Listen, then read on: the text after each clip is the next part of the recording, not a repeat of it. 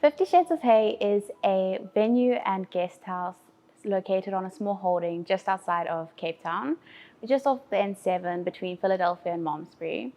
We're a family-owned and run venue where the combination of all our talents and passions comes together to create a really welcoming and warm environment.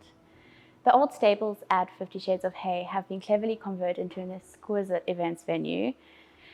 It has warm tones and elegant touches, but it still maintains and highlights the original rustic charm of the stables with wooden beams and original stable stalls, and it's finished with faux wood tiles and bespoke chandeliers. We appeal to all brides as we offer personalized packages and add-ons that make every event unique and special.